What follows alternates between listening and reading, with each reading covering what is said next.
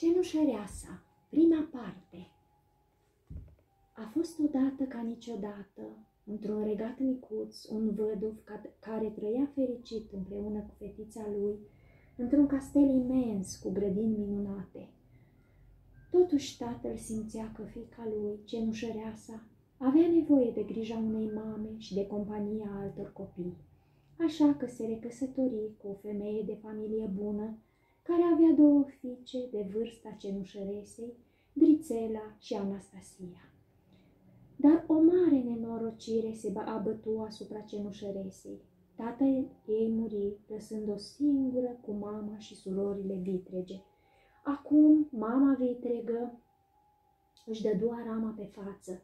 Era rea și foarte geloasă pe șarmul și frumusețea cenușăresei și hotărâtă să apere interesele fetelor ei.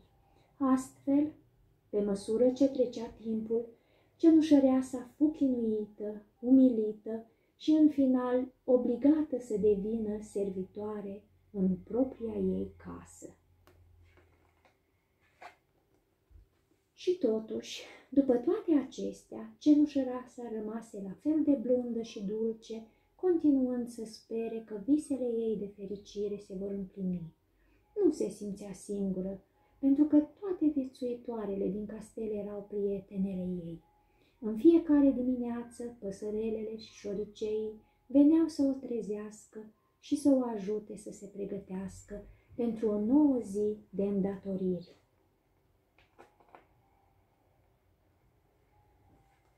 Cenușăreasa avea grijă de toate animalele din ogradă.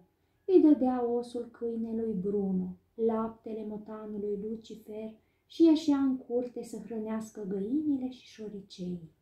În timp ce găinile se adunau în jurul ei, șoriceii priveau pe furiș dintr-una din ascunzătorile lor, pregătindu-se să iasă ca să-și primească partea, iar bătrânul cal al tatălui său, Maior, apărea și el. "Haideți, masa e gata!" strigă cenușăreasa. În bucătărie șoriceii se opriră brusc. Lucifer stătea în prag, dând nervos din coadă. "Cum să trecem pe lângă el?" se întrebară ei. Nu se oferi niciun voluntar pentru această misiune periculoasă, așa că își înodară cozile, iar șoricelul Jack fu fericitul câștigător. El trebuia să-i distragă atenția motanului, în timp ce tovarășii lui o zbugheau în curte. Curajosul șoricel se furișă, își adună toate puterile și lovi motanul drept în spate, strigând: "Na, motan gras, nu mi-e frică de tine!" Lucifer căzu cu fața în castronul cu lapte, apoi se întoarse tușind și scuipând și începu să-l urmărească pe Jack prin bucătărie. Ceilalți șoricei o zbughiră în curte să mănânce. Curajosul șoricel era în siguranță deocamdată, dar Lucifer, dând furios din coadă, îl aștepta să iasă din ascunzătoare. Cenușăreasa îi salută pe șoricei cu un zâmbet. "Aici erați? Mă întrebam unde ați dispărut. Haideți să luați niște boabe de porumb."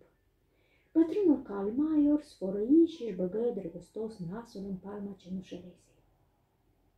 Acesta era unul dintre cele mai plăcute momente ale zilei pentru ea, să fie înconjurată de prieteni, înainte ca rudele nesuferite să înceapă să o bată la cap cu ordinele. Șoriceii se încărcară cu porumb și se îndreptară către bucătărie. Ajunseră în siguranță în vizuină, în afară de lacomul gus, care căra prea mult porumb. Scăpă toate boabele și se opri să le adune, dar când privi în sus, îl văzu pe Lucifer cu gura larg deschisă. Șoricelul rotofei strigă: "Ii, Lucifer, ajutor!" Gus privi dinții și ghearele ascuțite ale lui Lucifer, uită de porumb și o luă la fugă cât îl ținură picioarele. Se cățără pe masă și se ascunse în spatele unei cești de ceai. A fost aproape! Se așeză pe farfurioară, gâfâind, încercând să-și tragă răsuflarea, când Lucifer îl descoperi și se furișă către el cu ochii lui galbeni, strălucind amenințător. Fără să stea prea mult pe gânduri, Lucifer îl prinse pe cus sub cana de ceai. Bietul gos de-abia reuși să scape cu viață. Apoi o auzi pe cenușăreasă intrând în bucătărie și se ascunse sub masă în timp ce ea pregătea tăvile cu mâncare pentru mama și surorile vitrege. Cenușăreasa intră încet în camera mamei vitrege. Deci, cenușăreasă, se pare că ai timp de pierdut. Dar, protestă cenușăreasa, eu doar am... Liniște, fetițo, lasă-mă să mă gândesc. Da, este un covor mare în hol care trebuie spălat. Și geamurile de la primul etaj. Spală-le. Da, freacă și podelele. Curăță coșurile și nu uita să speli rufele și să le cârpești. Și da, nu uita să-i faci baie lui Lucifer. Între timp, la palat, maestratea sa se simțea singur și de-abia aștepta ca fiul său, prințul, să se căsătorească și să aibă copii.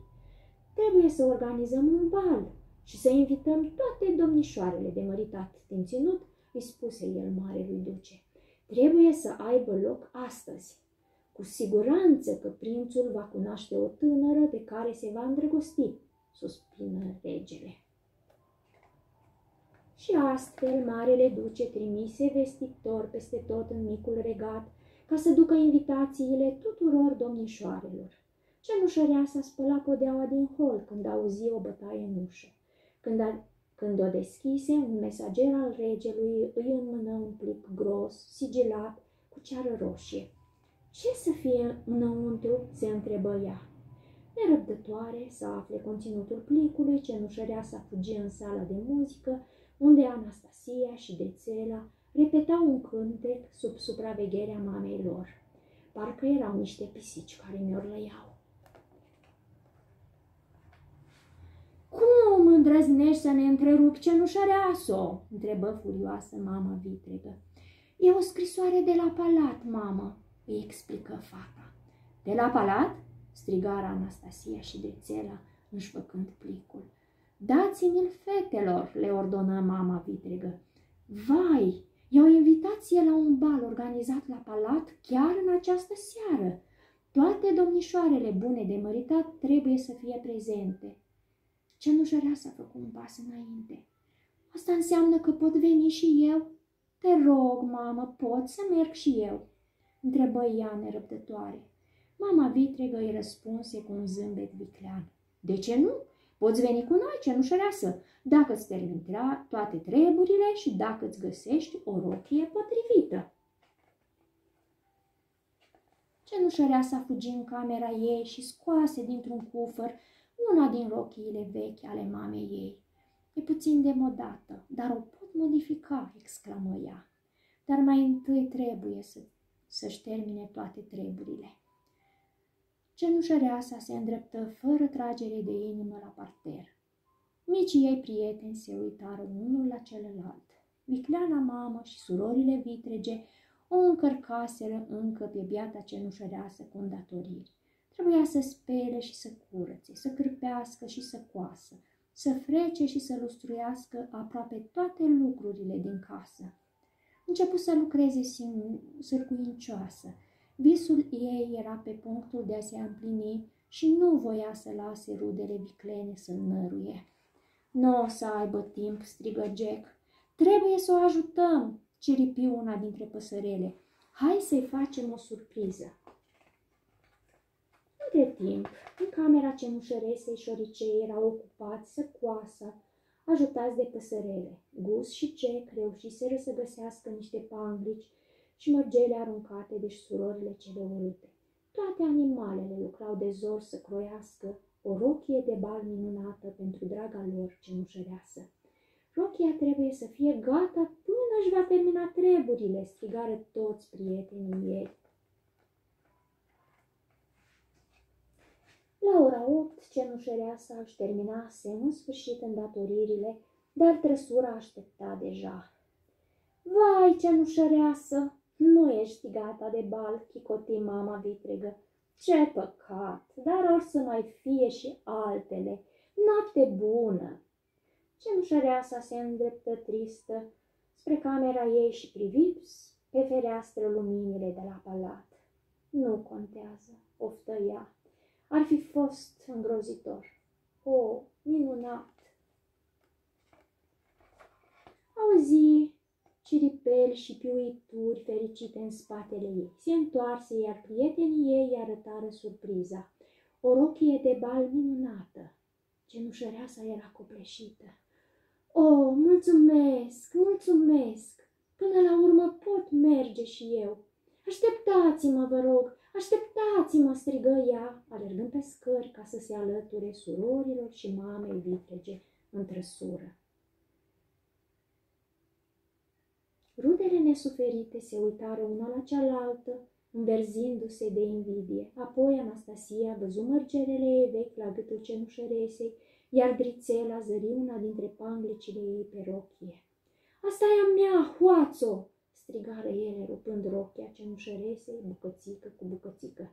Fetelor, fetelor, ajunge!" le ordonă maștera, care privea cu un zâmbet îngânfat. Apoi se urcă în trăsură și plecară, lăsând-o în urmă pe cenușăreasă.